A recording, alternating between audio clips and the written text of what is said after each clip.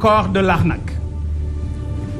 Une vision désarçonnée et décalée par rapport aux besoins réels du pays. La vision n'en est pas une, juste une litanie de vœux pieux, sans colonne vertébrale, avec surtout aucun engagement clairement identifié sur les étapes clés. J'ai noté beaucoup de pétitions, de principes et de belles déclarations du genre « il n'y a qu'à, faut qu'on, il n'y a qu'à faire ceci, faut qu'on fasse cela », etc., etc. Déjà, la stratégie nationale 2025-2029 prévoit un financement d'environ 18 000 milliards de francs CFA, avec 6 000 milliards réservés au secteur privé national. Ce secteur privé national, pas forcément sénégalais. Sur ces engagements, savez-vous combien ont été réservés au secteur primaire, agriculture, élevage et pêche, qui emploie près de 70% des Sénégalais? Mais ce secteur primaire, vous le savez, ne contribue qu'à hauteur de 15% de notre PIB. Savez-vous combien?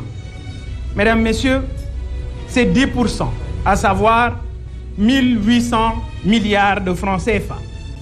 Donc 70% des Sénégalais et des Sénégalaises vont encore souffrir de la vision des stagiaires. Une ponction amère pour le peuple sénégalais, comme disait l'autre du Mbaxalu Xeer. Justement, les Sénégalais vont souffrir, malheureusement. Et eux-mêmes l'ont dit. Je veux parler de nos orateurs de ce matin. Les différentes autorités ont elles-mêmes dit et proclamé officiellement la fin des subventions dans le secteur de l'énergie. Qu'est-ce que cela veut dire concrètement? C'est-à-dire dès demain, 15 octobre, avec les nouveaux compteurs Woyofal, pour ne pas dire diesel, le coût de l'électricité va inéluctablement augmenter. À côté de l'électricité, mes chers amis, l'eau aussi va augmenter. Et ceci a été confirmé officiellement dans le journal L'Enquête, dans sa livraison du 5 octobre dernier. En effet, le DG Maguette Niang a dit ceci.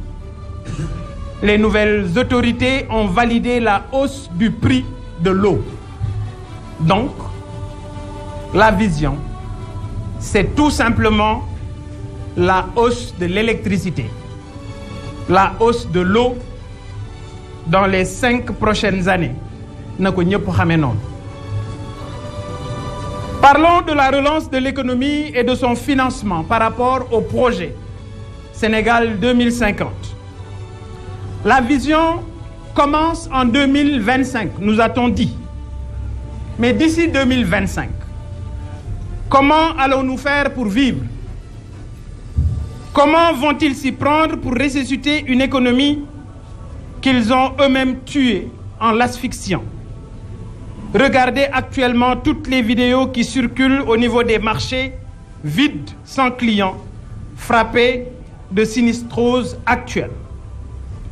Qui a arrêté la commande publique et fermé le trésor public? C'est une question. Qui a arrêté tous les chantiers de BTP dans la capitale et dans certaines zones du pays?